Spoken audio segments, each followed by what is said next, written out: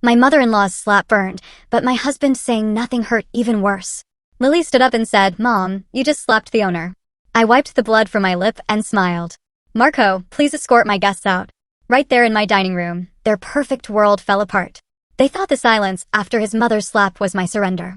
They expected me to break, to run from that table, leaving my dignity scattered across the tiled floor of the glass house. But as I tasted my own blood and watched my husband, Derek, study his wine glass instead of defending me, a chilling calm settled deep in my bones. They had absolutely no idea they were sitting in a restaurant I secretly owned, eating food paid for by the fortune I'd built for him. My name is Natalie Reyes. And to the outside world, specifically the polished, filtered world my husband inhabits, I'm just a 35-year-old housewife with a lucky streak. According to the narrative his mother, Eleanor, loves to spin at her charity luncheons, I'm the supportive spouse who somehow stumbled into the orbit of a brilliant, self-made entrepreneur. A woman whose biggest daily decision involves choosing between Pilates or yoga. They see the designer clothes, the quiet demeanor, and they assume I'm just a passenger in the high-speed vehicle of Derek's success. But they don't know that I built the engine. They don't know that I poured the fuel. And they certainly don't know that the very ground they were about to walk on that night belonged to me. I stood before the full-length mirror in the hallway of our suburban colonial, a house I'd bought through a trust 2 years prior, and adjusted the strap of my emerald silk dress. It was vintage, understated, and expensive in a way that didn't scream for attention. That was the difference between me and the Vaughns. They liked money that shouted. I preferred wealth that whispered. My reflection showed a woman who looked calm, perhaps a little tired around the eyes, but utterly composed. My mind, however, was racing through balance sheets and profit margins. 7 years ago, I had sold Brightside Logic, the tech startup I co-founded. It was for a sum that meant I never had to work another day in my life. But I wasn't built for leisure. I quietly funneled a significant portion of that capital into creating Reyes Hospitality Group, a holding company protected by layers of anonymity and nominee directors. I own 6 of the city's highest-performing restaurants. And one of them, the crown jewel, was the Glass House. That was exactly where Derek was taking me tonight to celebrate his new deal. "Natalie, are you coming? Mother hates it when we're late." Derek's voice drifted up the stairs, tight with an impatience he was trying to mask. "Coming," I replied, my voice steady. I picked up my clutch and checked my phone one last time. There was a text from Eleanor. "Looking forward to seeing you. We need to have a serious talk about the future tonight." My stomach tightened, not with fear, but with a familiar, weary exhaustion. Eleanor was a woman who truly believed the sun rose and set on her son's shoulders. To her, I was just the middle-class girl with a Latina surname who had somehow tricked her golden boy into marriage. She tolerated me because I was presentable, but she never missed an opportunity to remind me of my place. She'd critique my wine choice, my lack of knowledge about her country club's history, or my career in computers, which she viewed as blue-collar work performed in an office. She had never outright insulted me in public, preferring the slow death by 1,000 cuts of polite condescension. But tonight felt different. The phrase "serious talk about the future" carried a weight that felt less like a conversation and more like a sentencing. I walked down the stairs. Derek was waiting by the door, checking his reflection in the hallway mirror. He looked undeniably handsome in his bespoke navy suit, the very image of modern success. He adjusted his cufflinks, a gift I'd bought him for our 3rd anniversary. "You look great," he said, but he didn't look at me. He was looking past me, his eyes unfocused, his mind clearly somewhere else. "We need to get going. Traffic's going to be a nightmare." For the past 3 months, this had been our rhythm. Derek had become a ghost in his own house. He spoke in short, clipped sentences. He took phone calls on the terrace at 11 at night, claiming it was just deal flow or investor relations. Yet, the performance continued. He still bought expensive gifts with the credit cards I paid off. He still posted photos of us on Instagram with captions like "My Rock" and "Date Night with the Queen," curating a digital reality that bore no resemblance to the cold silence of our breakfast table. We got into the Mercedes S-Class. The leather was cool against my skin. As he pulled out of the driveway, the silence in the car felt heavy, pressurized, like the cabin of an airplane before turbulence. "So," Derek said, clearing his throat as we merged onto the highway. "About tonight. Mom's a little high-strung lately." "Is she?" I asked, looking out the window at the blurring city lights. She seemed fine when she texted me. Derek's grip on the steering wheel tightened, his knuckles white. "She's just worried about the family legacy, about finances. You know how she gets. She reads too many headlines about the economy and panics." I almost laughed. The only family legacy the Vaughns had was a history of bad investments and keeping up appearances. The money that kept the lights on in Eleanor's condo, the money that paid for this car, the money that was funding tonight's dinner, it all flowed from the reservoir I had filled. But Derek didn't know the extent of it. He knew I had money from the sale of my company, but he thought it was a fixed pot that was slowly draining, not a river that was constantly replenishing itself. "What are you saying, Derek?" I asked, turning to face him. He sighed, a sharp exhalation of breath. "I'm saying please, for the love of God, do not bring up money tonight. Don't talk about the cost of the wine. Don't ask about the deal terms. Just let me handle the bill and the conversation. I need her to feel like I'm in control. It's important for her peace of mind. You want me to sit there and be silent?" "I want you to be supportive," he corrected, glancing at me with a look that was pleading, but edged with irritation. "Just play the part, Nat, please. Play the part." That was all I had been doing for years. I turned back to the window. "Fine. I'll let you handle it." My phone buzzed against my palm, hidden in the folds of my dress. I glanced down discreetly. It was a message from Lily, Derek's 22-year-old sister. Lily was the anomaly in the Vaughn genetics, observant, kind, and studying business with genuine intellect rather than a desire for status. "Are you sure you want to come tonight? I have a bad feeling about this. Mom has been on the phone all day." A chill went down my spine that had nothing to do with the car's air conditioning. Lily wasn't prone to drama. If she was worried, there was a reason. I typed back a quick, "We're already 5 minutes away. It will be fine." But I didn't believe it. We pulled up to the valet stand at the glass house. The restaurant was an architectural marvel, a structure of steel and floor-to-ceiling windows glowing like a lantern in the city night. It was the crown jewel of my portfolio, a place where senators and celebrities fought for reservations. As the valet opened my door, I stepped out, smoothing my dress. The evening air was crisp. I saw Marco, the general manager, standing at the entrance. He was a man of impeccable discretion. He saw Derek first and gave a professional nod. "Mr. Vaughn," Marco said, his voice smooth. "Welcome back." Then he looked at me. For a split second, the professional mask slipped into something warmer, something deferential. He bowed his head just an inch lower than he had for Derek. It was a microscopic gesture, invisible to anyone who wasn't looking for it. "Mrs. Reyes," Marco said. He always used my maiden name when we were alone, but tonight he used my married name with a tone that acknowledged the charade. "We have prepared the private dining room as requested. The chef sends his regards." Derek puffed up his chest, assuming the special treatment was for him. "Excellent, Marco. Lead the way. We're celebrating tonight." "Of course," Marco said, his eyes meeting mine for a brief second. In that look, I saw a question. "Are we doing the usual protocol?" I gave him the slightest, almost imperceptible shake of my head. "No special menus. No comped bottles. Treat me like a guest." We walked toward the heavy glass doors. Inside, the atmosphere was thick with the scent of roasted truffles and expensive perfume. The lighting was low and golden, designed to make everyone look 10 years younger and twice as rich. The soft hum of a jazz piano drifted through the air, accompanied by the melodic clinking of crystal and silver. It was a beautiful stage. It was my stage. But as I walked behind my husband, watching him strut toward the private room with the confidence of a man who believed he owned the world, a voice in my head whispered a warning. Lily's text burned in my mind. Derek's nervousness in the car. Eleanor's cryptic message. I told myself I'd just observe tonight. I'd sit back, drink the wine I had hand-selected for the cellar 3 months ago, and let them play their little games. I would be the beautiful wife. However, as we crossed the threshold and the heavy door closed behind us, shutting out the noise of the main dining room, I realized I had walked into an ambush.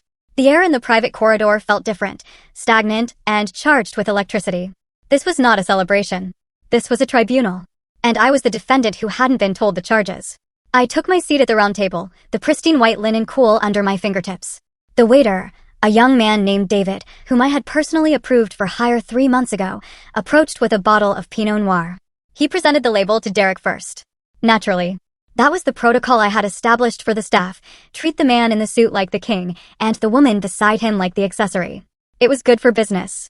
Men like Derek spent more when their egos were being massaged. As the crimson liquid swirled into the crystal glass, the aroma of dark cherries and oak hit me. And suddenly, the restaurant faded. I wasn't in the glass house anymore.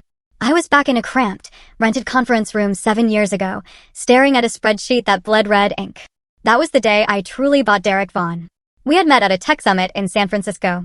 I was 28, fresh off the sale of Brightside Logic, the software company I had co-founded in college. I was sitting on a liquidity event that had put 8 figures into my bank account, but nobody knew my face. I liked it that way. Derek, on the other hand, was standing at a booth for a fitness app that didn't work, wearing a suit he couldn't afford, smiling with a charisma that could power a small city. He had the vision. He had the jawline. He had the ability to walk into a room and make everyone feel like they were the most important person there. What he didn't have was cash flow. I remembered sitting across from him at a coffee shop 3 days after the conference. He was trying to pitch me on investing $50,000. I looked at his finances and saw a disaster. He was 2 months away from bankruptcy. Most investors would have run. I saw an opportunity. I didn't just give him the money. I restructured him.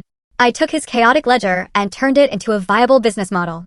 I paid off his high-interest credit cards. I negotiated with his vendors. When his company eventually failed because the product was fundamentally flawed, I didn't let him drown.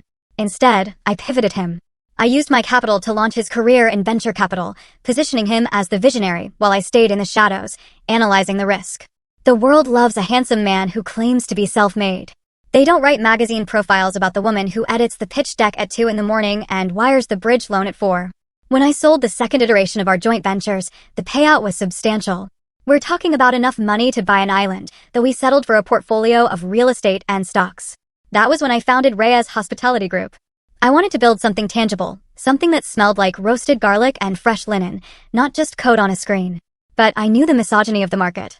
A high-end steakhouse chain run by a woman named Natalie Reyes would get scrutinized differently than one run by a dynamic male entrepreneur. So, I built walls to hide behind. I set up a complex web of trusts and nominee companies. On paper, Reyes Hospitality Group was owned by a generic entity called Aurora Holdings, based in Delaware.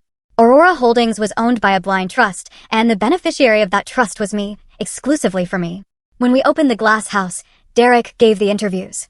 He stood in front of the cameras, cutting the ribbon, talking about his passion for culinary excellence. I stood 3 feet behind him, holding his jacket, while the press called me his lovely wife. I took a sip of the wine. It was a 2018 vintage. Excellent structure. I knew the wholesale cost was $42 a bottle, and we were selling it for $180. The margin was beautiful. I looked across the table at Eleanor. She was beaming at the menu, running her finger over the prices she had no intention of paying. This scene triggered another memory, sharp and bitter as bile. It was 3 years ago at the launch party for Derek's firm, Vaughn Capital. We were in a ballroom in Manhattan. Eleanor had cornered a group of investors, clutching a glass of champagne a little too tightly. My Derek has always been a provider, she had said, her voice carrying over the music. He built all of this from nothing. Absolutely nothing. It's a rare thing these days to see a man who stands on his own 2 feet, without relying on handouts or inheritance. She had cast a sideways glance at me then. She knew my parents were middle-class school teachers. She assumed my little tech job in my 20s had paid for a nice car and nothing more. She had no idea that the check paying for the ballroom, the champagne in her hand, and the suit on her son's back had been signed by me that morning. That night, listening to her erase my existence from my own success story, I realized something terrifying. Eleanor wasn't just annoying. She was a liability. And Derek, standing next to her, nodding along to her praise, was complicit. He enjoyed the myth too much. He had started to believe his own press releases. The next morning, I called my lawyer, Sarah. I need to restructure the new acquisitions, I had told her. Derek hates paperwork. He calls it legal mumbo-jumbo. He just wants to sign the final page and take the photo. So, we drafted the operating agreements for the new entities, including the one that leased the land for the glass house. The structure was aggressive. Derek held a 40% equity stake in the management company, which gave him the title of managing partner and a generous salary. But the actual assets, the real estate, the intellectual property, the liquor license, were held by my holding company. I controlled the board. I controlled the bank accounts. I controlled the lease. Derek never read the operating agreement.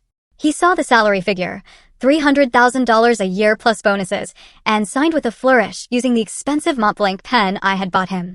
He joked that night over dinner, "Baby, why do we need all these 50-page documents? We're family. What's mine is yours, right?"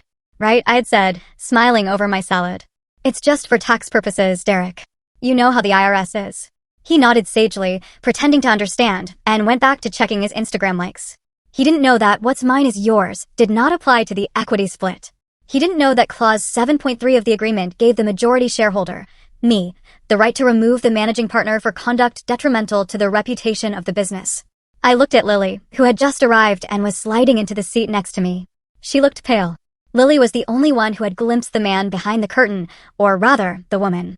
For years ago, when she was 18, Lily needed a summer internship for her business degree. Derek was too busy being a visionary to help her, so I brought her into the back office of Reyes Hospitality. I placed her in accounts payable. It was unglamorous work, entering invoices and reconciling checks. One afternoon, I walked in to find her staring at a K-1 tax form. It was a document that listed the distribution of profits for the fiscal year. Natalie, she had said, her voice trembling slightly. This says you're the general partner and Derek is listed as a limited partner with restricted voting rights. I had closed the door to the office, my heart rate spiking for a second before I leveled it out. Lily, business structures are complicated. This isn't complicated, she replied, looking at me with wide, intelligent eyes. This says you own everything. Mom thinks Derek pays for your lifestyle. Your brother works hard, I said, choosing my words carefully. He's the face of the brand. That's a job in itself. But yes, the capital and the risk are mine. Does he know? She asked. He knows what he wants to know, I answered. And Lily, this stays in this room. If this gets out, it undermines Derek's authority with the staff. It hurts the business. And the business pays for your tuition. It was a gentle threat, but a threat nonetheless. Lily nodded slowly. From that day on, her attitude toward me changed. She stopped looking at me with the vague pity Eleanor projected and started looking at me with a mix of awe and fear. She knew I was carrying the weight of the entire Vaughn lifestyle on my shoulders. Back in the present, I picked up the menu. It was heavy, bound, and leather. I didn't need to open it. I knew the food cost percentage on the sea base was 22%. I knew the truffle risotto was our highest margin item. I knew the chef, Gordon, was currently fighting with his sous chef about the plating of the duck. I think I'll have the lobster thermidor, Eleanor announced, snapping her menu shut. And we should order a bottle of Cabernet, the expensive one, Derek. We're celebrating, after all. Of course, Mother, Derek said, his voice tight. He signaled for the sommelier without asking me. He was performing the role of the patriarch, the provider. I watched him, feeling a strange detachment. It was like watching an actor on a stage where the scenery was about to collapse. He was ordering wine he couldn't afford in a restaurant he didn't own to impress a mother who despised the woman paying for it all. The irony was suffocating. I had built this life to protect him. I had constructed this golden cage so he could feel like a lion. But somewhere along the way, he had forgotten who held the key. My lawyer's words from our last meeting echoed in my head. Natalie, you don't need to scream to be heard. You don't need to make a scene. You possess the ultimate leverage. You are the bank. When the time comes, you don't need to say a word. You just need to stop signing the checks. Paperwork speaks louder than insults. I looked at the heavy silverware on the table. The knife was sharp. The reflection in the blade distorted my face, making me look monstrous. Or perhaps, formidable. Natalie, you're being very quiet, Eleanor said, her voice dripping with false concern. I hope you're not overwhelmed by the prices. Derek has this covered, you know. I smiled at her. It was a terrifyingly calm smile. I'm not worried about the prices, Eleanor, I said softly. I was just thinking about the value of things and who actually pays for them. Derek shot me a warning look. Stick to the script, his eyes said. I picked up my water glass. I'm rewriting the script, darling, I thought. You just don't know it yet. The appetizers had just arrived, a platter of oysters on crushed ice that Eleanor was already critiquing for being too small when the vibration started. It was a low, persistent buzz against the mahogany table. Derek's phone. He had placed it face down next to his bread plate, a universal gesture of a man trying to hide something while pretending to be fully present. Buzz, buzz, buzz. You're popular tonight, I said, skewering a lemon wedge with my cocktail fork. My voice was light, casual. Derek flinched. He snatched the phone up and shoved it into his jacket pocket without checking the screen. Just investors, he said, his laugh tight and breathless. The deal is closing. You know how it is. They panic at the 11th hour. Of course, I replied. But maybe you should check. We wouldn't want the deal to fall through because you were eating oysters. It can wait, he said, reaching for his wine glass. As he lifted his left hand to bring the crystal goblet to his lips, his suit sleeve rode up just an inch. The screen of his Apple Watch, which was synced to the phone he had just hidden, lit up with a fresh notification. The text was bright white against the black background, and because I had spent a decade training my eyes to catch errors in lines of coding, I read it in a single heartbeat. Miranda Holloway, remember her reaction is your leverage with the board. The scene has to be big. I froze. My fork hovered halfway to my mouth. Miranda Holloway. I knew the name. She was the CEO of Northbridge Quantum, a fintech firm Derek had been desperate to partner with. She was sharp, aggressive, and known for eating weaker executives for breakfast. But why was she texting my husband about a reaction and a scene? And why did it sound like stage directions for a play? A cold knot formed in my stomach. This wasn't an affair. This was business. And in the world Derek was trying to play in, business was often bloodier than romance. I'll be right back, I said, placing my napkin on the table. I need to powder my nose. Hurry back, Eleanor said, not looking up from her plate. We have things to discuss before the main course. I walked calmly toward the restrooms, my heels clicking softly on the polished concrete floor. But as soon as I rounded the corner, out of their line of sight, I bypassed the ladies' room door. Instead, I moved toward the discreet service corridor near the kitchen. I pulled a small brass key from my clutch, a key I kept for site inspections, and unlocked the door to the manager's office. The room was small, smelling of receipt paper and espresso. Marco was out on the floor, which I had counted on. On the desk was the communal iPad Pro that we used for inventory management and Zoom meetings with investors. Derek often used this office as his personal command center when he was at the restaurant, liking the feeling of playing boss behind a big desk. I woke up the screen. My heart was hammering against my ribs, a frantic rhythm that contrasted with my steady hands. I navigated to the mail app. Sure enough, Derek's Gmail account was still logged in. He never logged out. He was a man who believed privacy was something owed to him, not something he had to secure. I typed Miranda into the search bar. A thread appeared dated from earlier this morning, titled Operation Glass Houseboard Strategy. I tapped it. The text filled the screen, and as I read, the air in the small office seemed to drop 20 degrees. From Miranda Holloway to Derek Vaughn, Eleanor Vaughn sent. Today, for hours ago Derek, make sure the pacing is right. The investors are nervous about the optics of your liquidity. They see your wife as a liability. A housewife with spending power but no strategic value. My board needs to see you cut the cord. A man who cannot control his wife cannot control money. The scene needs to be public. It needs to be visceral. If she cries, if she screams, if she makes a fool of herself in a high-end establishment, we have the narrative we need. She is unstable, emotional, and unfit to be a decision-maker in the family trust. That gives us the grounds to enforce the post-nuptial amendment immediately under the duress clause. I felt bile rise in my throat. They weren't just asking for a divorce. They were engineering a breakdown. They wanted to provoke me into a public display of emotion so they could paint me as the crazy, spending-addicted wife who needed to be managed. I scrolled down to Eleanor's reply. From Eleanor Vaughn to Miranda Holloway, Derek Vaughn, don't worry, Miranda. I know exactly which buttons to push. She is weak. She has always been insecure about her background and the fact that she has not given Derek a child yet. I will handle the provocation. You just make sure the lawyers are ready. The girl has nothing to lose, really. Her name isn't on any of the family assets. She is just a squatter in Derek's life. Let me handle it. A squatter. The woman who paid for the roof over her head, the surgery for her husband's heart condition last year, and the very device her son was likely texting on right now. A squatter. The audacity was so immense it was almost impressive. At the bottom of the email was a PDF attachment. Vaughn Postnup Amendment Final.pdf. I opened it. It was brutal. It was a document designed to strip me of everything.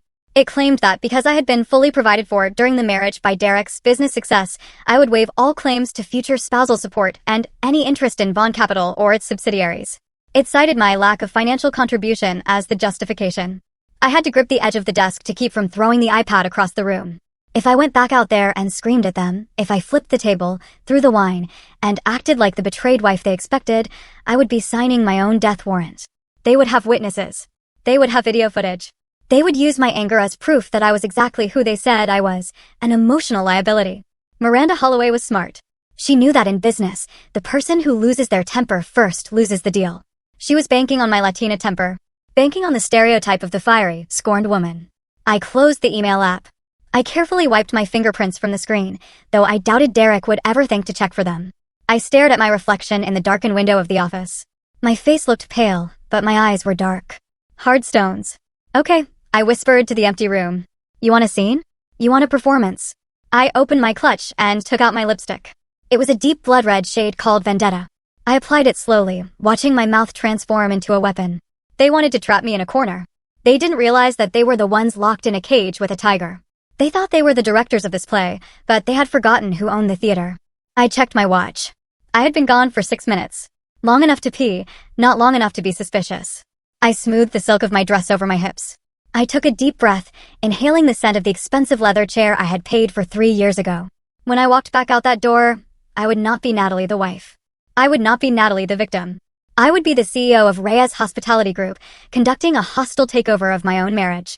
I unlocked the door and stepped back into the corridor. The sounds of the restaurant rushed back in, the clatter of plates, the hum of conversation, the jazz piano playing a melody that sounded deceptively cheerful. I walked toward the private dining room, my head held high. I could see them through the glass walls. Eleanor was laughing at something, her head thrown back, her pearls shaking. Derek was checking his phone again, looking nervous, sweating slightly under the collar. They were waiting for the show to start. I pushed open the glass door and smiled at them. It was the warmest, deadliest smile I had ever worn. Sorry to keep you waiting, I said, sliding into my seat. I just had to handle a little technical issue. Derek looked at me, searching my face for any sign of distress. He found none. Everything okay? He asked. Perfect, I said, unfolding my napkin. Absolutely perfect. Shall we order the main course? I saw Eleanor exchange a quick, sharp glance with Derek. Get ready, her eyes said. I picked up my wine glass and took a slow sip. Bring it on, I thought. Let's see who breaks first. The private dining room was a cube of acoustically treated glass suspended slightly above the main floor. It offered a panoramic view of the open kitchen, a theater of stainless steel and controlled fire where 20 chefs moved with military precision. From my seat, I could see the flames licking the bottom of copper pans and the sous chefs plating with tweezers. It was a beautiful, chaotic ballet that usually filled me with pride. Tonight, however, it looked like a preparation for war. Eleanor sat across from me, a monument to old-school self-preservation. She had refused to check her coat, letting the white mink drape over the back of her chair like a royal mantle. The room was climate-controlled to a perfect 72 degrees, but Eleanor wore fur as armor, not for warmth. Her perfume, a heavy floral scent that retailed for $300 an ounce, fought for dominance with the delicate aroma of truffle oil on the table. Beside her sat Richard, my father-in-law, a man who had spent 40 years fading into the beige wallpaper of his wife's life. He offered me a tight, apologetic smile before retreating behind his wine glass. Lily was to my right, the only one who seemed to belong to the real world. She wore a simple black dress and kept her hands folded in her lap, her eyes darting between her mother and brother with the vigilance of a bomb disposal technician. The architecture is striking, I suppose, Eleanor said, her voice pitched just loud enough to carry to the waiter refilling her water. She swept her hand around the room, dismissing the award-winning design with a flick of her manicured wrist. But it feels a bit sterile, do you not think so? It lacks the soul of the places we used to go to in the Upper East Side. Places with history. This feels like new money trying too hard. She looked at me then, a small, sharp smile playing on her lips. She was waiting for me to defend the restaurant so she could patronize me. She wanted me to say I liked it so she could explain why my taste was inferior. It is certainly modern, I replied, my voice neutral. I didn't tell her that the sterile design had won an Architectural Digest award last year. I didn't tell her that the new money feel was exactly what attracted the tech executives who spent $5,000 a night here. Derek clapped his hands together too loudly. Well, I think it's fantastic. Top tier. Only the best for us tonight. He turned to the waiter. We'll take the seafood tower, the big one, and for the mains, let's do the Wagyu ribeyes all around. And bring another bottle of that Cabernet. Actually, make it two. He didn't look at the price list. He didn't need to. In his mind, money was a renewable resource that appeared in his bank account by magic. I sat there sipping my water and did the math in my head. The Wagyu had a food cost of 40% because we flew it fresh. The wine markup was 300%. Derek was trying to look like a king, but every time he ordered, he was essentially transferring money from my left pocket to my right pocket, minus the operational costs. You're so generous, Derek, Eleanor cooed, reaching over to pat his hand. Always taking care of everyone, just like your grandfather. It's a big night, Mom, Derek said, puffing out his chest. I want to make sure we celebrate properly. Under the table, Lily's knee bumped against mine. I turned to look at her. Are you okay? She whispered, her voice barely audible over the ambient jazz. I feel like Mom is winding up for something. She has that look. I'm fine, Lily, I whispered back. Just hungry. Lily didn't look convinced. She had noticed the tension in Derek's jaw, the way he kept checking his watch, the way Eleanor's eyes glittered with a predatory anticipation. Lily was smart. She sensed the trap, even if she didn't know the dimensions of it. The seafood tower arrived, a spectacle of crushed ice, lobsters, and oysters. It was absurdly large, taking up the center of the table like a fortress. Eleanor picked up a silver fork and poked at an oyster with suspicion. You know, she began, looking at the shellfish as if it might bite her. The service here is a bit attentive, isn't it? Bordering on intrusiveness. In Europe, the staff knows how to be invisible, but I suppose in these trendy American places, they think hovering is the same as service. I watched the waiter, a young man named Carlos, who was working a double shift to pay for his nursing degree, stiffen slightly. He remained professional, stepping back into the shadows. I made a mental note to add an extra $500 to his tip line later, directly from the corporate account. The service is fine, Mother, Richard muttered, surprising everyone. Oh, hush, Richard, Eleanor snapped without looking at him. You'd eat off a paper plate if I let you. She turned her gaze back to me. Natalie, dear, you've hardly touched your wine. Saving room? Or are you worried about the calories? I noticed you've put on a little weight in the face lately. Stress, perhaps. I'm just pacing myself, Eleanor, I said. I want to have a clear head for the conversation you mentioned. The air in the room seemed to thicken. The clinking of silverware and china sounded violently loud. Yes, the conversation, Eleanor said, slicing into a scallop. We do need to talk. But let's enjoy this food first. The main course arrived. The steaks were seared to perfection, dark and crusty on the outside, tender pink on the inside. Derek raised his glass again. His hand was trembling slightly, causing the red wine to ripple. A toast, he announced. To the new deal with Northbridge Quantum. To the future of Vaughn Capital. And to taking the family name to the next level. To the family name, Eleanor echoed, raising her glass high. To the family, Richard mumbled. I raised my glass, but didn't drink. I watched Derek beam at his mother, basking in her approval. He didn't mention me. He didn't mention that I had introduced him to the initial contacts at Northbridge. He didn't mention that the collateral for his buy-in was a property deed in my name. I had been erased from the narrative of his success as thoroughly as a Soviet dissident airbrushed from a photograph. I looked around the table. The crystal glass in Derek's hand was imported from Austria. I had approved the purchase order 2 years ago. The table they were leaning on was custom-made walnut from a carpenter in Oregon. I had signed the check. The painting on the wall behind Eleanor was by a local artist I wanted to support. I owned it. They were sitting in my house, eating my food, drinking my wine, and plotting my destruction. Derek cut into a steak, the juice running red onto the white porcelain. This is excellent, he said, talking with his mouth full, his facade of sophistication slipping under the influence of the alcohol. You know, Miranda was saying that we need to project a stronger image. A more unified front. Miranda is a very smart woman, Eleanor said, wiping the corner of her mouth. She understands what it takes to survive in the big leagues. Sacrifice. Clarity. Cutting off dead weight. Her eyes locked onto mine when she said dead weight. It wasn't a subtle jab. It was a declaration of intent. The jokes about the service, the critiques of the decor, the erasure of my role, it was all foreplay. They were circling, tightening the noose, waiting for the moment to kick the chair out from under me. I picked up my knife and fork. The weight of the silver felt reassuring in my hands. I cut a small, precise piece of my steak. I agree, Eleanor, I said, my voice steady and clear, cutting through the jazz music. Clarity is very important. Sometimes people get confused about who plays what role. It's always good to remind everyone exactly where they stand. Eleanor smiled, mistaking my statement for submission. She thought I was agreeing to be put in my place. She didn't realize I was talking about hers. The room felt small now. The glass walls no longer offered a view out, but reflected the scene within. The stage was set. The players were in position. And the first act was drawing to a close.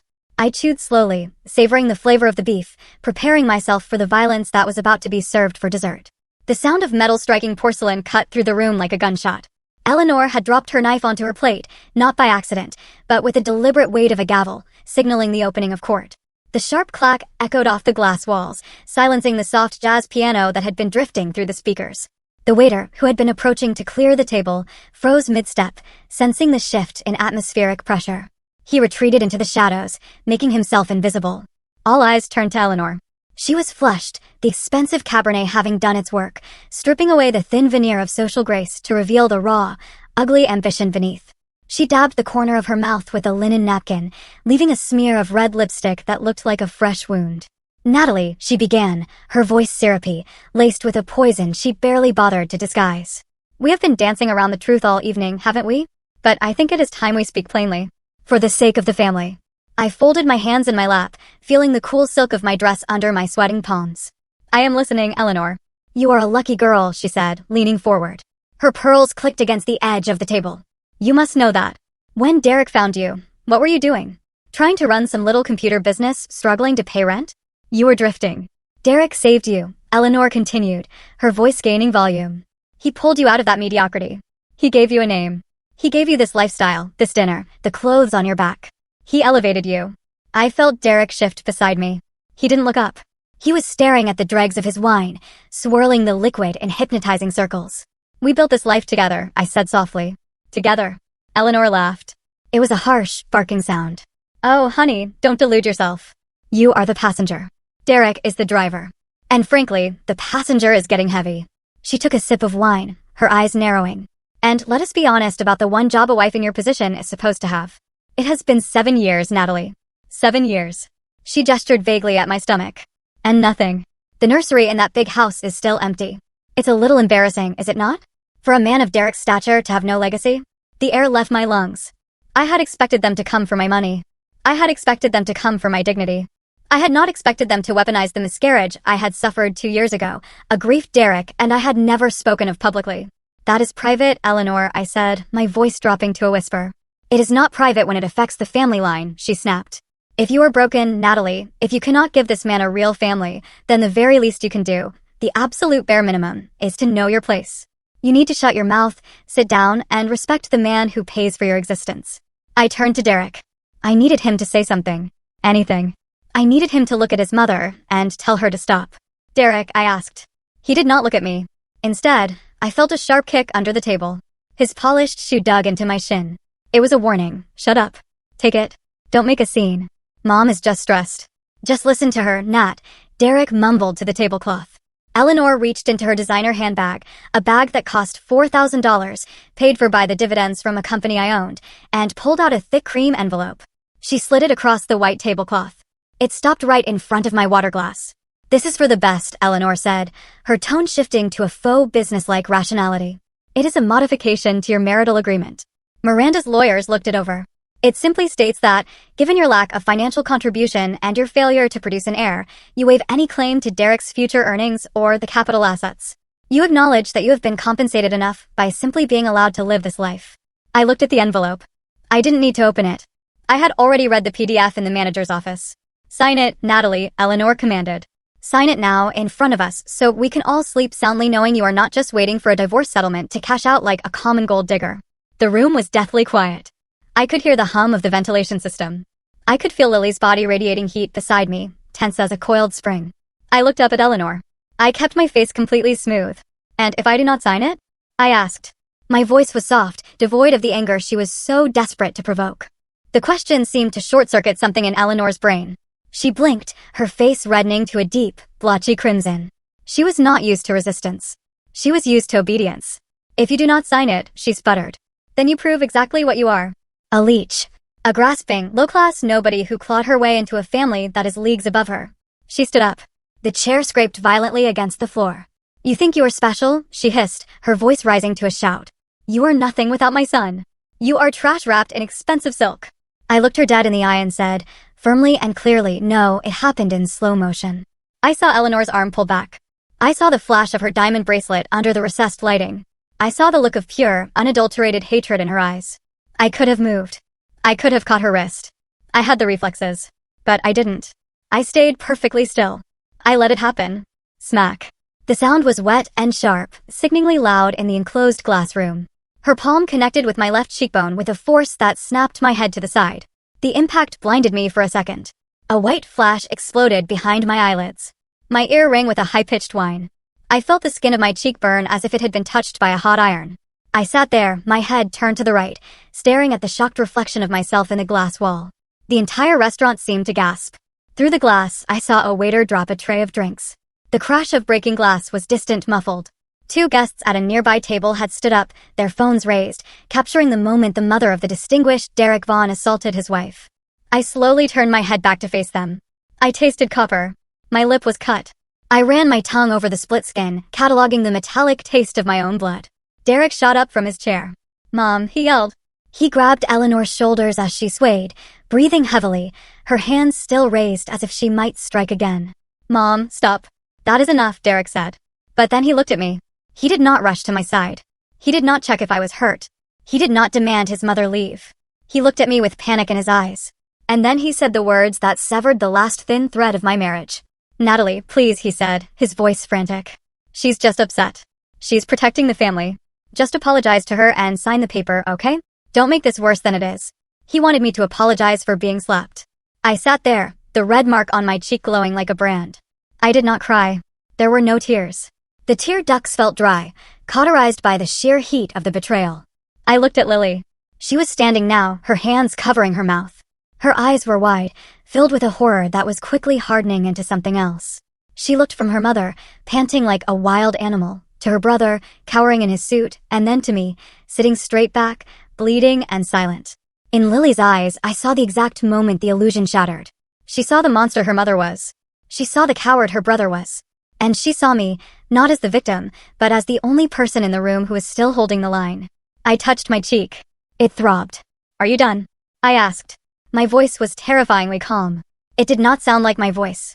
It sounded like the voice of a judge reading a verdict. Eleanor stared at me, her chest heaving. She looked confused by my lack of tears. She had wanted a breakdown. She had wanted me on my knees. Instead, she had just given me the weapon I needed to destroy them all. The piano outside had stopped. The restaurant was watching. The stage was mine. The silence that followed the slap was heavy, suffocating, and absolute. It was the kind of silence that usually follows a car crash, where for a few seconds, the world forgets how to breathe. I sat there, the heat in my left cheek pulsing in time with my heartbeat, watching the woman who had just assaulted me try to compose herself as if she had merely dropped a napkin. Then there was a sound. It was the screech of a chair leg dragging against the polished floor, a sharp, grating noise that made everyone flinch. Lily stood up. She moved slowly, with a deliberation I had never seen in her before. Usually, Lily was the shadow of the Vaughn family, the quiet observer who tried to blend into the wallpaper to avoid her mother's criticism. But now she looked tall. She looked formidable. She picked up her linen napkin from her lap, folded it once, and placed it on the table with a soft pat. It was the gesture of someone who was finished, not just with the meal, but with the entire charade. "Lily, sit down." Eleanor snapped, her voice shrill. She was trying to regain control, trying to pretend that violence was just another form of parenting. "Don't make a scene." Lily ignored her. She turned her body so she was facing her mother directly, her hands gripping the back of her chair until her knuckles turned white. "Mom," Lily said. Her voice was shaking, vibrating with a mixture of terror and adrenaline, but it was loud enough to be heard in the main dining room. "Do you have any idea what you just did?" "I disciplined a disrespectful child," Eleanor spat, smoothing her fur coat.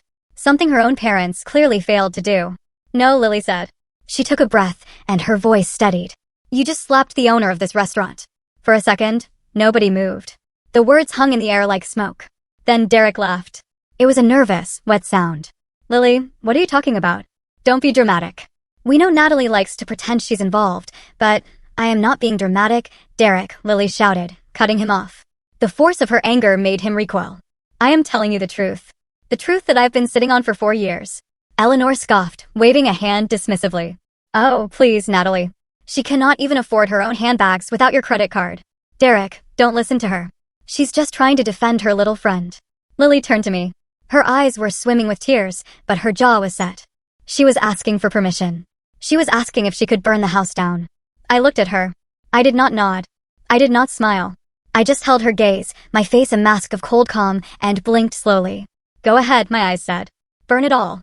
Lily turned back to the table, her gaze locking onto her brother. "Do you remember my internship, Derek?" she asked, her voice dropping to a lethal, conversational tone. "The summer I worked in accounting? You were too busy flying to Miami for conferences to notice, but I was processing the filings for the holding companies." "So?" Derek said, looking confused. "You worked for the family business?" "I worked for Reyes Hospitality Group," Lily corrected him. "I saw the incorporation papers, Derek. I saw the capitalization tables. I saw the bank signatures." She pointed a trembling finger at me. "Natalie is not just the wife on the brochure. She is the general partner. She owns 90% of the equity in the holding company that owns the Glass House, the Onyx Room, and Verve. You are a minority stakeholder with 0 voting rights in the operating entity. You are an employee." Derek's face went slack. "That is not true. I signed the franchise agreement. I'm the managing director." "Did you read it?" Lily asked, her voice dripping with pity. "Did you actually read the 40-page document you signed last October? Or did you just look for the page with your salary on it and sign where the little X was?" Derek opened his mouth, but no sound came out. He looked at me, his eyes wide with a dawning, terrifying realization. He was remembering the papers. He was remembering how I had handed them to him with a glass of scotch, telling him it was standard legal stuff to protect us from liability. "She owns the building, Mom," Lily said, turning to Eleanor. "She owns the land. She owns the wine cellar you just raided. She pays the chef. She pays the valet. Every single person in this building works for Natalie Reyes. And you just slapped her in the middle of her own dining room." "Lies," Eleanor hissed, though her voice lacked its usual conviction. She looked around the room, desperate for an ally. "This is just manipulation. She brainwashed you, Lily." Suddenly, the glass door to our private room slid open. It was not a waiter. It was Marco, the general manager. He had been hovering outside, waiting for my signal. But he had decided that the sound of a slap was signal enough. He walked in, his spine straight, his face a mask of professional fury. He did not look at Derek. He did not look at Eleanor. He walked straight to the head of the table where I Saturday, Mrs. Vaughn, Marco said. His voice was deep and carried to every corner of the room. He used my married name, but he said it with a deference that made it sound like a title of nobility. I apologize for the disturbance. I have security on standby. He paused, then added loud and clear, if you wish, we can terminate this dinner immediately. As the proprietor, you have the right to refuse service to anyone who violates the code of conduct, even family. The word proprietor hit Eleanor like a physical blow. She slumped back in her chair, her mouth opening and closing like a fish out of water. Proprietor, she whispered. But Derek said. Derek lied, Lily said ruthlessly. Or he was too stupid to know the truth. Does it matter? The silence in the restaurant had shifted. It was no longer the silence of shock. It was the silence of judgment. Through the glass walls, I could see guests openly staring. A woman at the table nearest to us was holding her phone up, the red recording light blinking steadily. Eleanor saw the phone too. Her face was drained of color. She was a woman who lived for reputation, and she suddenly realized she was starring in a viral video that would end her social standing in this city forever. This is a joke, Eleanor stammered, trying to force a laugh. It came out as a strangled croak. A very funny joke, Natalie. You really had us going. She pointed at Marco. Bring the check. We are leaving. There is no check for you, madam, Marco said coldly. Mrs. Reyes, he corrected himself, using my maiden name, a subtle twist of the knife, covers all operational costs. However, I must ask you to lower your voice. You are disturbing the paying clientele. I sat there, frozen in a tableau of absolute power. I didn't need to speak. My assets were speaking for me. My staff was speaking for me. My sister-in-law was speaking for me. I picked up my napkin and dabbed the cut on my lip. The white linen came away stained with a single, perfect drop of bright red blood. I looked at the stain, then placed the napkin on the table, right next to the insulting contract Eleanor had tried to force me to sign. Lily took a step back from the table. She looked exhausted, as if the burst of energy had drained her, but she stood her ground. Mom. Derek, Lily said. Her voice was quiet now. Sad. I think the best thing you can do is get up and walk out of here right now before the police are called. Because we are currently humiliating the woman who signs the paychecks for every single person in that kitchen. I am not leaving until we sort this out. Derek shouted, finding his voice at last. He slammed his hand on the table, rattling the silverware. Natalie, tell them. Tell them this is a misunderstanding. I looked at him, really looked at him. For 7 years, I had seen a partner. Now I saw a terrified little boy in a suit that I had paid for, trying to scream at the sun to stop setting. I slowly turned my gaze to Marco. I did not speak. I just tilted my head slightly toward the door. Marco understood. He turned to Derek. Mr. Vaughn, Marco said, his voice dropping an octave, becoming dangerous. Please do not make me ask the security team to escort you out. It would be untidy. Derek looked at Marco, then at me. He saw the cold, hard reality in my eyes. He realized, finally, that the safety net was gone. The audience was hostile. The stage had turned against him. Come on, Derek, Richard said. It was the first time my father-in-law had spoken in 10 minutes. He stood up, looking older and grayer than I had ever seen him. He grabbed Eleanor's arm. Get up, Eleanor. We are leaving. But Richard, Eleanor started. Now, Richard said sharply. Eleanor stood up, her legs shaky. She pulled her fur coat tight around her, trying to wrap herself in her fading dignity. She looked at me one last time. There was no apology in her eyes, only fear. Pure, unadulterated fear of the unknown world where she was no longer the queen. They began to shuffle toward the door, a procession of the defeated. Derek lingered for a second, looking back at me, his mouth opening as if to beg or explain or blame. But Lily stepped in front of him, blocking his view of me. Go, Lily whispered. Derek turned and walked out. When the glass door clicked shut behind them, the air in the room seemed to rush back in. I was alone at the table with Lily and Marco. My cheek was throbbing with a dull, heavy ache. My heart was pounding against my ribs like a trapped bird, but my mind was clear. I looked through the glass wall. I watched my husband and his parents walk through the main dining room. I saw heads turn. I saw the whispers ripple through the crowd like wind through a wheat field. I saw the valet waiting outside, ready to bring them the car that was, at least, in my name. Marco poured a fresh glass of water and placed it gently in front of me. Are you all right, Mrs. Reyes? He asked softly. I took a sip of the water. It was cool and clean, washing away the metallic taste of blood. I am fine, Marco, I said. My voice was steady. I am just ready for the next course. Lily sat back down in her chair. She looked at me, her eyes red-rimmed. She reached out and took my hand. Her fingers were cold, but her grip was strong. I'm sorry, she whispered. I'm so sorry I didn't say it sooner. I squeezed her hand. You said it when it mattered, Lily. That is enough. I looked at the empty chairs where my family had sat just moments ago. The space they left behind did not feel empty. It felt clean. It felt like the ground after a forest fire, Scorched, yes, but cleared of all the dead wood, ready for something new to grow. The pianist in the main room hesitated, then began to play again. It was a different song this time, something slower, something with a backbone. I touched the contract Eleanor had left behind. I picked it up, tore it in half, and dropped the pieces onto her unfinished plate of lobster. The show was over. The critics had been silenced. Now the real work, the dismantling of Derek Vaughn's life, could truly begin. Derek hesitated at the glass door, his hand hovering over the brushed steel handle. He did not leave. He could not leave. To walk out now was to admit total defeat. And Derek Vaughn was a man who had spent 7 years believing his own mythology. He turned back toward the table, his face contorted in a desperate, pleading mask. "Lily, stop talking nonsense," he said, his voice cracking slightly. He looked at me, his eyes wide and wet, trying to summon the charm that had worked on me for nearly a decade. "Natalie, honey, don't listen to her. Mom is just overwhelmed. She drank too much wine. You know how she gets. We're going to go home.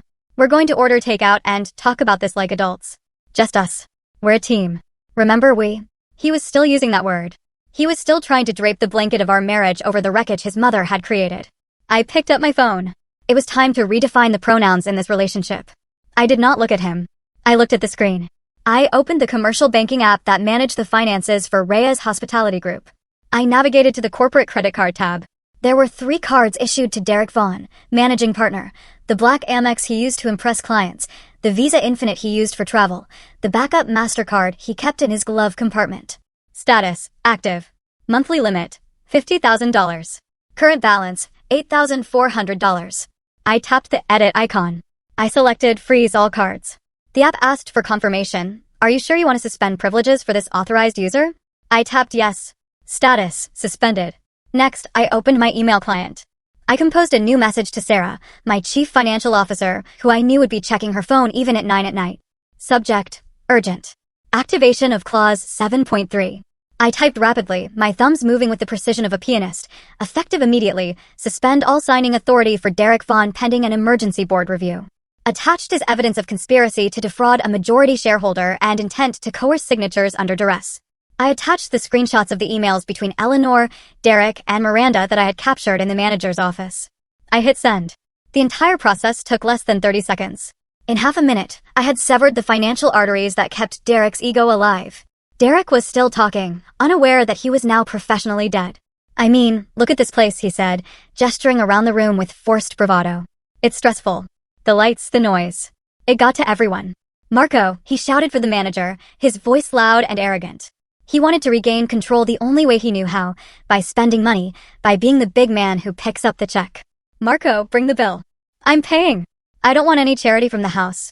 I pay for my own family." Marco looked at me. I gave him a microscopic nod. "Let him try." Marco stepped forward, his face impassive. He held the wireless payment terminal in his hand. "The total for the evening is $1,240, Mr. Vaughn." Derek reached into his jacket pocket and pulled out the heavy metal Amex card. He held it between 2 fingers, making sure the light caught the black finish. He inserted it into the chip reader with a flourish, staring at me the entire time as if to say, "See? I'm still the provider." The machine thought for a moment. Then it let out a harsh, low beep. Declined. Derek frowned. The chip must be dirty. He pulled it out, rubbed it vigorously against his expensive wool suit, and jammed it back in. Processing. Declined. Contact issuer. "There's something wrong with your machine." Derek snapped, sweat starting to bead on his forehead. "This card has a limit of $200,000. "The machine is working perfectly, sir," Marco said. His voice was polite, but it carried to the nearby tables. "Fine," Derek muttered. He pulled out his wallet and retrieved the Visa. "Try this one." Marco took the card and tapped it against the screen. Beep. Declined. The silence that followed was louder than the slap had been. Derek stared at the little black machine as if it were an alien artifact. He looked at me, and for the first time, the true horror of his situation dawned on him. He realized that the money was not just paused. It was gone. The magic trick was over. "My cards," Derek whispered. "Why are my cards not working?"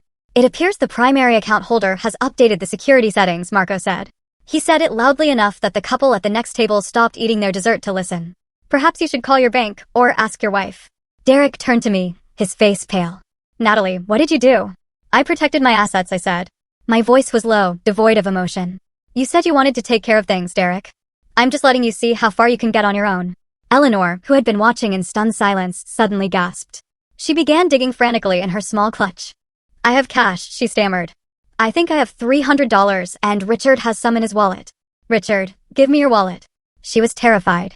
The humiliation of having her son's cards declined in a high-society restaurant was a fate worse than death for her. Put your money away, Eleanor, I said. My voice was sharp, cutting through her panic. I have already instructed the finance department to mark this dinner as an internal write-off. I will not have you telling your bridge club that I took your pension money to pay for your meal. I am not taking charity from you. Eleanor hissed, though she stopped digging for her wallet. It is not charity, I replied. It is a severance package. Lily stepped forward. She placed a hand on her mother's arm. Not gently, but with a firm grip. Come on, Lily said. I will walk you out. Before you embarrass yourselves any further. People are filming you, Mom. Eleanor looked around. She saw the phones raised at the other tables. She shrank inside her fur coat. Lily, I said. Lily stopped and turned to look at me. Her eyes were sad but clear. If you want to stay, after you walk them to the car, I'd be happy to take you on a tour of the kitchen. The pastry chef is working on a new souffle, and he loves getting feedback. It was an olive branch. It was an invitation to cross the line, to leave their side and join mine. Lily smiled. It was a small, genuine smile. I would like that, she said. Give me 2 minutes.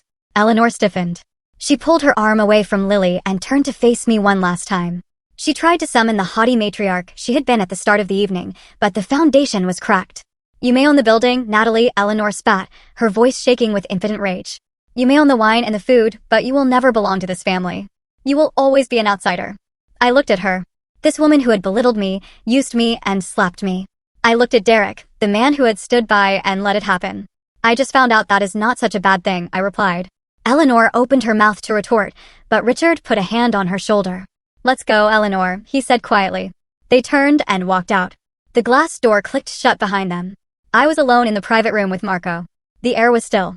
The adrenaline that had fueled me was starting to ebb, leaving behind a dull throb in my face. I slowly raised my hand and touched my left cheek. It was hot to the touch. It would be bruised by tomorrow. But as I pressed my fingers against the tender skin, I did not feel shame. I felt clarity. The pain was a punctuation mark at the end of a very long, very bad sentence. I looked at Marco. Clear the table, please, I said. And tell the chef I'm coming back to say hello. Yes, Mrs. Reyes, Marco said. I sat there for a moment longer, listening to the fading echo of their footsteps. Feeling the weight of the phone in my hand, the remote control to a life I was finally starting to live on my own terms. I did not go back to the sprawling colonial house in the suburbs that night. That house, with its manicured lawn and the nursery that Eleanor so loved to criticize, was a stage set for a play that had been cancelled. It was a monument to a marriage that had effectively ended the moment my husband watched his mother strike my face and did nothing. Instead, I drove to the Arts District, to a converted industrial loft on the top floor of a brick building that Derek barely knew existed.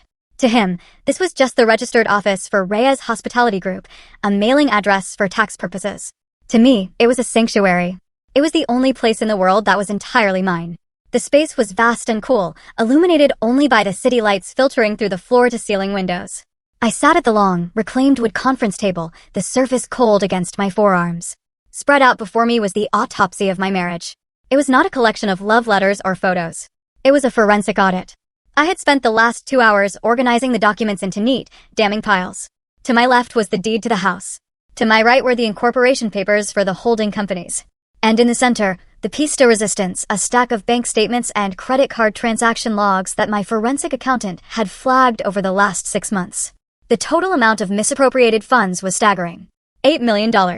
Derek had siphoned $8 million from the operating accounts of 3 different subsidiaries over the last 2 years. He had labeled them as consulting fees, market research, and business development. But the forensic breakdown told a different story. It told a story of chartered jets to Cabo San Lucas, suites at the Ritz in Paris, and diamond jewelry that I certainly never received. Many of these expenses coincided perfectly with the dates of investor meetings he had attended with Miranda Holloway. The digital clock on the wall read 11:45 at night when the buzzer screamed. I knew it was him. I had turned off my phone, so he had likely driven to the only other place he knew I might be. I buzzed him in without asking who it was. I wanted him to see this. I wanted him to see the paper trail of his own destruction. When the elevator doors slid open directly into the loft, Derek looked like a man who had been through a war zone. His tie was undone, hanging loosely around his neck like a noose. His shirt was wrinkled, stained with sweat and wine. His eyes were bloodshot, rimmed with the exhaustion of a man who had spent the last 3 hours arguing with his mother and screaming at bank representatives who refused to talk to him. He stepped into the room, looking around the shadowy industrial space as if he had never seen it before. In a way, he hadn't. He had never bothered to visit the engine room of the machine that printed his money. Natalie, he breathed, his voice ragged. He walked toward the table, his hands shaking. You cannot do this. You cannot just lock me out. You are destroying us. Us. He was still clinging to the plural. He was still trying to hide behind the collective noun. There is no us, Derek, I said. My voice was calm, echoing slightly in the large room. There is just a plaintiff and a defendant. Stop talking like a lawyer, he shouted, slamming his hand onto the back of a leather chair. I'm your husband. My mother, she was out of line, I admit that. She was drunk. She's old-fashioned. But you freezing the accounts, humiliating me in front of Marco. That was cruel, Natalie. That was vindictive. Sit down, Derek, I said. I don't want to sit down. Sit down, I repeated, my voice dropping to a register that brooked no argument, or I will call the police and have you arrested for trespassing. And given the current state of your credit cards, I don't think you can afford bail. He froze. The reality of his powerlessness hit him again. He pulled out the chair and sank into it, looking smaller than I had ever seen him. I picked up the first document, the printout of the email chain between him, Eleanor, and Miranda. I slid it across the table. It stopped inches from his hands. Read it, I said. He looked down. He recognized it immediately. Natalie, this is just talk. Miranda is aggressive. She was just brainstorming strategies to handle the board. I never agreed to. You did not object, I cut in. You discussed the pacing. You discussed the optics. You conspired with a third party to provoke your wife into a mental health crisis in a public setting to trigger a duress clause in a post-nuptial agreement. In legal terms, Derek, that is conspiracy to commit fraud and infliction of emotional distress. It was a test, he pleaded, leaning forward. Miranda said we needed to see if you could handle the pressure of the high-stakes world. If you had just stayed calm, I did stay calm, I reminded him. I am still calm. That is why you are terrified. I picked up the next stack of papers, the bank statements. Let us talk about the $8 million, I said. Derek's face went gray. The color drained out of him so fast I thought he might faint. I can explain that, he stammered. Investments. Seed capital. You know, I've been looking into crypto and, do not lie to me, Derek, I said softly. I have the receipts. The week in Aspen, the one you said was a tech retreat? The bill for the chalet lists 2 guests, Mr. Derek Vaughn and Miss Miranda Holloway. I slid the paper across the table. And the Cartier bracelet purchased in Miami, I continued, sliding another sheet, the one charged to the Reyes Hospitality Equipment Fund. I checked my jewelry box, Derek. It is not there. He stared at the papers, his mouth opening and closing. There was no spin that could fix this. There was no charm that could smile this away. You are not a self-made millionaire, Derek, I said, leaning back in my chair. You are a poster boy. You are a marketing asset that I created because the business world prefers to write checks to men with square jaws. I built the portfolio. I structured the deals. I wrote the code for the original product. All you did was wear the suit and read the lines I wrote for you. I worked hard, he cried, tears welling in his eyes. I went to the meetings. I shook hands. You spent the money, I corrected. You spent $8 million of company funds on a lifestyle you did not earn and a mistress who was helping you plot to steal the rest of it. The room fell silent. The hum of the refrigerator in the kitchenette was the only sound. What do you want? Derek whispered finally. Do you want a divorce? Take the house. Take the cars. Just don't ruin me. I do not want the house, I said. And I do not need to take the cars. I already own them. Here is what is going to happen. I opened a leather folder and extracted a document I had drafted with my lawyer an hour ago. This is a settlement agreement, I said. You are going to read it, and then you are going to sign it. I laid out the terms, counting them off on my fingers. 1. You will resign immediately from all executive positions within Vaughn Capital, Reyes Hospitality, and any subsidiary entities. We will frame it as a decision to pursue personal philanthropic interests. Derek flinched but nodded. 2. You will transfer your 40% stake in the management company back to Aurora Holdings for a nominal fee of $1. $1, he choked out. That stake is worth $20 million. It is worth nothing if I prosecute you for embezzlement, I said coldly. Do you want to negotiate the value of your freedom, Derek? Because the sentencing guidelines for grand larceny involving $8 million are quite severe. He shut his mouth. 3, I continued. You will issue a public statement, approved by my PR team, acknowledging that your success was a joint venture and that I was the primary financial architect. You don't have to say you were a puppet, but you will admit I pulled the strings. And what do I get? He asked, his voice bitter. Homelessness. No, I said. You get an allowance. I will set up a trust for you. You will receive $150,000 a year, paid out monthly. It is enough to live a comfortable middle-class life. You can rent a nice apartment. You can drive a decent car. But private jets, the $5,000 dinners, the days of being a millionaire playboy, are over. Derek looked at the document. He looked at the evidence of his theft. He looked at me. "You want to humiliate me?" he said, shaking his head. "You want revenge?" "No, Derek," I said, meeting his gaze. "I want the ledger to balance. I want the truth to be recorded in the official files. The revenge part? That is what you did to yourself when you let your mother slap me and tried to steal my company." He sat there for a long time. I could see the wheels turning in his head. He was thinking about Miranda. He was thinking about whether she would save him. "If you are thinking about calling Miranda," I said, reading his mind, "you should know that I have already prepared a separate package for her board of directors. It includes the emails proving she conspired to manipulate a business partner's family for leverage. If you do not sign this document within 48 hours, that package goes to her board, and the evidence of your theft goes to the district attorney." Derek slumped. His shoulders collapsed. The fight went out of him like air from a punctured tire. 48 hours, he whispered. 48 hours, I confirmed. "Take the papers. Go to a hotel. Do not go back to the house. I have had the locks changed. I will see you at the mediation table." He stood up slowly. He reached out and took the folder. He looked at the stack of bank statements, the proof of his betrayal, and then he looked at me. "I loved you, he said. It was a weak, pathetic attempt at a final manipulation. In the beginning, I know, I said. I loved you too. That is why I paid $8 million to learn this lesson." He turned and walked toward the elevator. The doors opened with a soft chime. He stepped inside, and as the metal doors slid shut, cutting him off from my view, I finally let out the breath I had been holding for 7 years. I was alone in the dark loft. I was tired. My cheeks still throbbed. But for the first time in a decade, my net worth was calculated not in dollars, but in truth. And I was very, very rich.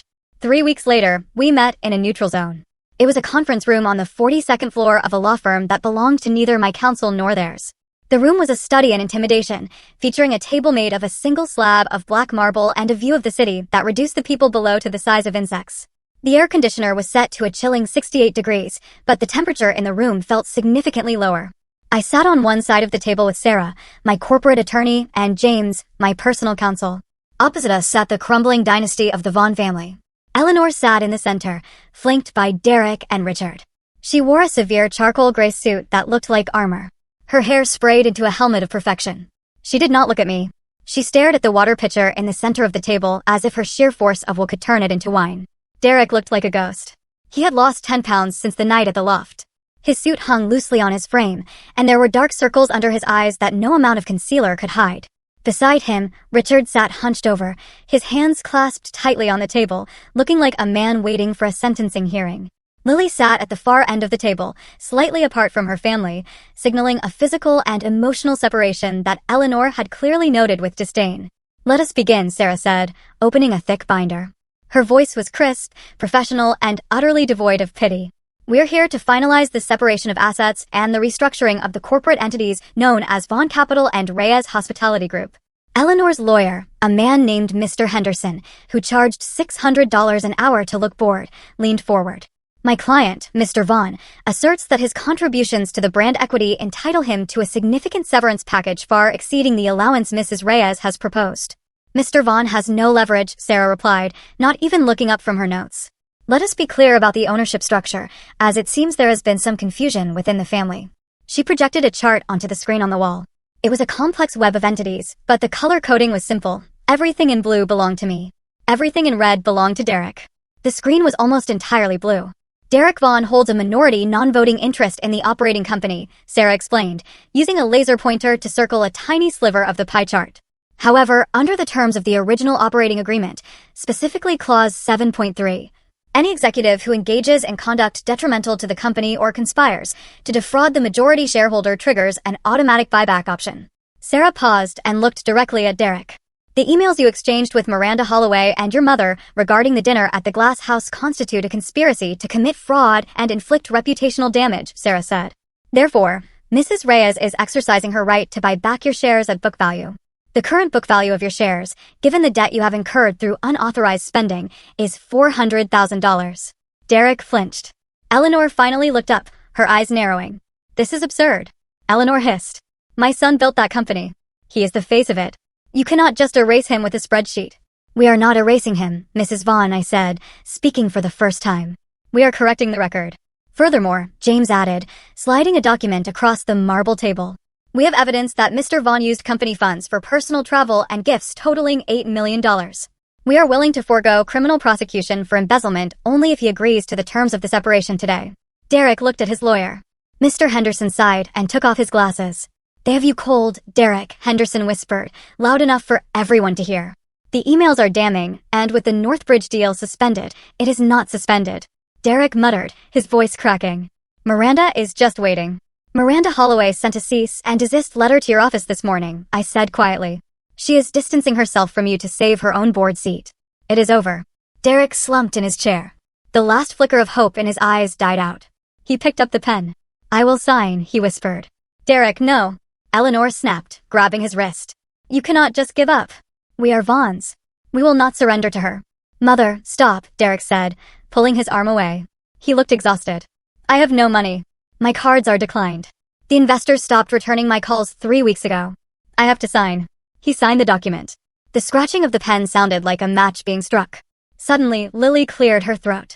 I have something to say, she announced. Eleanor turned to her daughter, her lip curling. You have done enough, Lily, bringing this embarrassment upon us. I am not the one who embarrassed us, Mom, Lily said, her voice shaking slightly but gaining strength with every word. I want to make sure something is entered into the record, because for 20 years I have watched you treat Natalie like she was lucky to be in this room, like she was a guest who overstayed her welcome. Lily opened a folder she had brought with her. It was not a legal binder. It was a simple manila folder filled with copies of checks and wire transfers. 3 years ago, Lily said, looking at her father, Dad had a triple bypass surgery. The bill was $240,000. Insurance covered 60%. Who paid the rest? Richard looked down at his hands. He did not speak. Derek said he paid it, Lily continued. He told everyone at the club that he took care of it. But here is the check. She slid the paper toward Richard. It is signed by Natalie Reyes. And my tuition, Lily went on. NYU is not cheap, $55,000 a year. Mom, you told me it came from the family trust. There is no family trust, is there? The checks came from the Reyes Hospitality operating account. Natalie paid for my degree. Natalie paid for Dad's heart.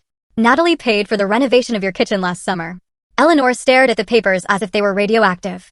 Her face was pale, her mouth a thin line of fury. She did it to control us. Eleanor spat, grasping for any narrative that kept her as the victim. She used money to buy her way in, to make us dependent. She did it because she is family, Lily said, her voice rising, or she thought she was. She covered for Derek's failures. She covered for your spending. And how did you thank her? You slapped her face in front of 50 people. You are taking her side? Eleanor asked, her voice trembling with a sense of betrayal that felt genuine to her twisted logic. You are choosing her money over your own blood? No, Mom, Lily said firmly. I am choosing the truth. And I am choosing not to close my eyes anymore. You slapped the woman who saved Dad's life. That is not dignity. That is disgraceful. The room fell silent. Eleanor looked at Richard, waiting for him to defend her, waiting for him to put Lily in her place. But Richard just stared at the check with his signature on the medical release form next to mine. I looked at Eleanor. She was cornered, stripped of her moral high ground, exposed as a charity case in designer clothing. It was time to deliver the final blow. I have one more condition, I said. Sarah slid a single sheet of paper toward Eleanor. What is this? Eleanor asked, looking at it with disdain. It is a non-disclosure and non-disparagement agreement, I explained. And a voluntary restraining order. You want to silence me? Eleanor laughed. A harsh, brittle sound. I have rights. I can tell my story. You can, I agreed. But if you do, I will file a civil suit for assault and battery regarding the incident at the glass house. We have the security footage, Eleanor. It is in 4K resolution. And I will also release the financial records showing exactly who has been supporting the Vaughn lifestyle for the last decade. I leaned forward, locking eyes with her. If you sign this paper, I said, I will not press charges. I will not sue you. I will not release the video to the press. You get to keep your freedom and whatever is left of your reputation. But in exchange, you never speak my name publicly again. You never contact me, and you never set foot in any property owned by Reyes Hospitality Group. Eleanor looked at the paper. Her hands were shaking. To be silenced by the daughter-in-law she despised was a fate worse than poverty for her. I will not sign it, she whispered. Richard, tell her. Richard Vaughn slowly lifted his head. He looked at his wife, then at his son, and finally at me. There was a profound sadness in his eyes, but also a flicker of something new. Respect. Sign it, Eleanor, Richard said. His voice was rough and used. Richard. Eleanor gasped, turning to him. She paid for my heart, Eleanor, Richard said, tapping the paper Lily had put in front of him. She saved my life while I sat there and let you belittle her for 7 years. We have lost. We deserve to lose. Sign the paper so we can go home. But Eleanor started to protest. Sign it, Richard roared, slamming his hand on the table. It was the first time in my life I had ever seen him raise his voice. And this now. Eleanor flinched as if he had hit her. She looked around the room, realizing she was completely alone. Her son was broken. Her daughter had defected. Her husband had finally found a spine. She picked up the pen. Her hand shook so badly that the signature was barely legible. She shoved the paper toward me and stood up. I hope you are happy, she said, her voice hollow. You have your money. You have your victory. But you are alone. I have been alone in this marriage for a long time, Eleanor, I replied calmly. At least now the room is quiet. The lawyers finalized the documents. The stamps were pressed. The copies were distributed. Derek stood up. He looked at me one last time, opening his mouth as if to say something, perhaps an apology, perhaps a plea, but he saw the look in my eyes and thought better of it. He turned and walked out, a man stripped of his mythology. Richard stood up and nodded to me. I am sorry, Natalie, he said softly. For everything. You too, Richard, I said. Take care of yourself. He led Eleanor out of the room. She walked stiffly, staring straight ahead, a deposed queen marching into exile. Lily remained. She began packing up her folder. Are you okay? She asked me. I think so, I said. Are you still coming in on Tuesday? We have a marketing strategy meeting for the new bistro. I'll be there, Lily said, smiling. I need the hours since I'm paying for my own apartment now. See you then, I said. Lily left, closing the heavy door behind her. I sat alone in the massive conference room. The silence was absolute. I looked at the stack of signed documents in front of me. I had won. I had protected my assets. I had silenced my abusers. I had reclaimed my life. I expected to feel a rush of triumph, a surge of adrenaline like I had felt in the restaurant, but instead I just felt a vast, echoing emptiness. It was the feeling of a building that had been demolished. The dust was settling. The debris was cleared, and now there was just a gaping hole in the ground where a structure used to stand. I stood up and walked to the window, looking out at the city spread below me like a circuit board. The old structure was gone. The faulty foundation was dug up. The parasites were removed. I pressed my hand against the cold glass. It was terrifying looking at that empty space.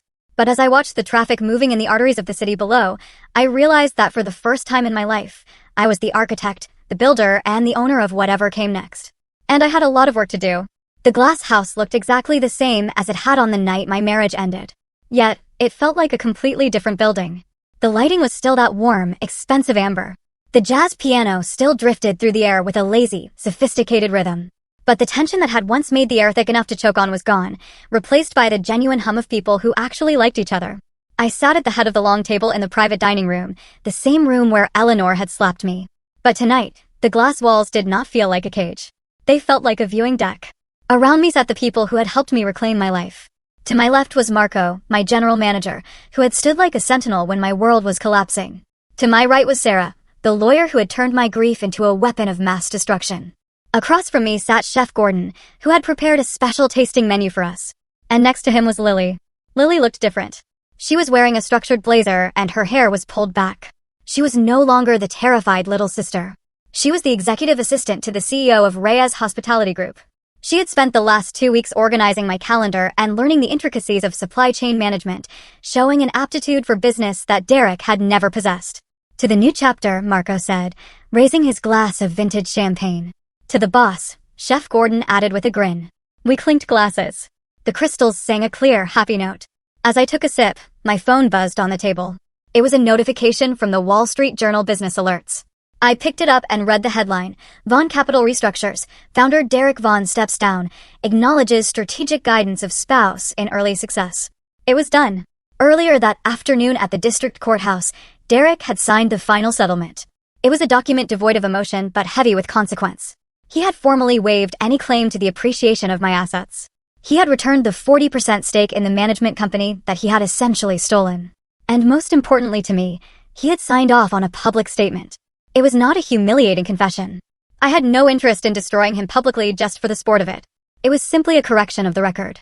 The statement read that while Derek had served as the public face of the company, the founding capital, strategic architecture, and operational oversight had been provided by Natalie Reyes. It was the truth. And reading it in black and white, formatted in the stark font of a major financial publication, I did not feel a surge of malicious glee. I felt a profound, quiet lightness. It was the feeling of setting down a heavy backpack after a 10-mile hike. Is it out? Sarah asked, seeing me look at the phone. It is out, I nodded. Good, Sarah said, slicing into her duck confit. Now maybe his creditors will stop calling my office asking if he's still solvent. I put the phone away. Let's not talk about him. Tonight is about us. I stood up. The table went quiet. Through the glass walls, I could see the staff on the main floor pausing in their work to look up. I had asked Marco to gather everyone for a brief moment before the dinner rush fully kicked in. I walked out of the private room and stood on the small landing that overlooked the main dining area. The kitchen staff, the servers, the busboys, they all looked up. They knew the rumors. They knew about the slap. They knew about the frozen credit cards, but they had never heard from me directly. Good evening, everyone, I said. My voice was steady, amplified slightly by the acoustics of the room. I know there has been a lot of drama in this building recently. I know you have seen things that usually happen in soap operas, not in professional establishments. A few of the servers chuckled. For a long time, I continued, I stayed in the shadows. I let someone else take the credit for the work we did here because I thought it was what a good wife was supposed to do. I thought protecting his ego was more important than claiming my own reality. I looked at Marco, then at Lily, and finally back at the team. I was wrong. This restaurant, the Glass House, was built on a simple idea, that quality speaks for itself. That truth matters. From now on, this is a place where no one is humiliated just because someone else thinks they are richer or louder or more powerful. We serve excellence here, and we treat everyone with respect, starting with the people who work in this room. There was a pause, and then the staff broke into applause. It was not the polite applause of a chorused audience. It was genuine. I saw shoulders relax. I saw smiles. I walked back into the private dining room, feeling a warmth in my chest that had nothing to do with the champagne.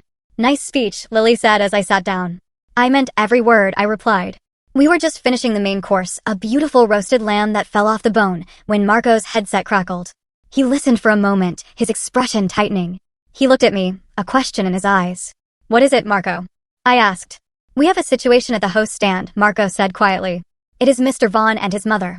The table went silent. Sarah reached for her briefcase, her lawyer instincts kicking in. Do you want me to handle it? No, I said, wiping my mouth with my napkin. I will handle it. I'm coming with you, Lily said, standing up immediately. I did not argue.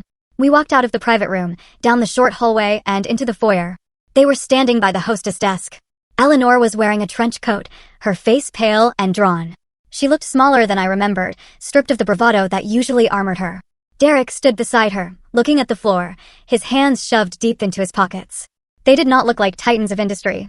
They looked like two people who had been locked out of their own lives. When Eleanor saw me, she straightened her spine, trying to summon the ghost of her old arrogance. Natalie, she said. Her voice was brittle. We need to talk. Hello, Eleanor. Hello, Derek, I said. My voice was pleasant, professional. I am in the middle of a dinner with my staff. Is there something urgent? We want a table, Eleanor demanded, though the demand lacked weight. It's Tuesday night. The place is half empty. We have a right to eat here. Actually, we are fully booked, I said, glancing at the reservation screen. It was a lie, but it was my lie to tell. And even if we were not, this is a private establishment. We reserve the right to refuse service. You are going to kick us out? Derek asked, looking up. His eyes were red. After everything, Natalie? I signed the papers. I gave you what you wanted. Can't we just have a meal for old time's sake? He still didn't get it. He thought the signing of the papers was a transaction that bought him forgiveness. He did not understand that the currency between us had been devalued to zero. This is not about the papers, Derek, I said. This is about boundaries. I am not your wife anymore. I am the owner of a restaurant where you caused a scene and abused the staff. You are a liability. I am your mother-in-law. Eleanor cried out, causing heads to turn in the bar area. I demand to be seated. She took a step forward, trying to push past the hostess stand. Before she could take a second step, a large shadow fell over her. It was David, the head of security. He did not touch her. He simply stepped into her path, his arms crossed, a wall of muscle and polite menace. Ma'am, David said, his voice a low rumble. Please do not make me escort you out. Eleanor stopped. She looked at David, then at me. She realized that she could not bully her way past physics. Lily stepped forward from behind me. She stood shoulder to shoulder with me, presenting a unified front. Mom, Lily said. Her voice was not angry. It was just incredibly tired. Tonight is ours. You should go home. Eleanor looked at her daughter. She looked at the new clothes, the confidence. The way Lily stood next to me, not as a subordinate, but as an ally. Lily, Eleanor whispered. You are kicking me out? I am asking you kindly to leave, Lily said, echoing the words I had used in my head 1,000 times. Please, God, do not make this harder than it needs to be. Derek looked at his sister. He saw the strength in her that he had never possessed. He shook his head, a small bitter laugh escaping his lips. Come on, Mom, Derek said. Let's go. No, Eleanor insisted, her voice rising to a shriek. I will not be dismissed by this. Stop, Eleanor. The voice came from behind them. It was Richard. He had been parking the car or perhaps waiting outside. But now he stood in the doorway. He looked tired, but his eyes were clear. He reached out and took his wife's arm. It is over, Eleanor, Richard said gently. We lost. Let's go home. It was a rare moment of clarity for Richard Vaughn. He did not try to fight. He did not try to negotiate. He simply accepted the reality that his wife refused to see. Eleanor looked at her husband. She looked at the restaurant, the warm lights, the happy diners, the world she was no longer part of. Her shoulders slumped. The fight drained out of her, leaving only a bitter, hollow shell. Fine, she whispered. She turned around. Richard guided her out the door. Derek followed them, casting one last look at me, a look of regret that came 7 years too late. The heavy glass door swung shut, sealing them out in the cold night. I stood there for a moment, listening to the silence they left behind. I looked at the hostess stand, at the reservation book where their names would never appear again. Are you okay? Lily asked, touching my arm. I am fine, I said. And I was. I walked back into the private dining room.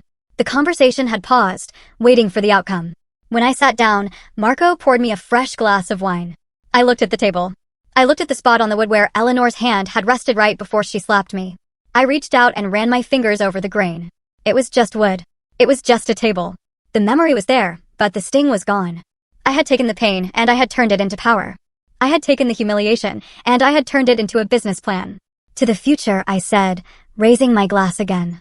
To the future, the team echoed. Outside, the city continued to move, indifferent to the dramas of the wealthy. But inside the glass house, under the golden lights, everything was exactly as it should be. The traitor was gone, the bully was banished, and the woman who had been slapped was now the one deciding who got to stay for dessert. Thank you so much for listening to this.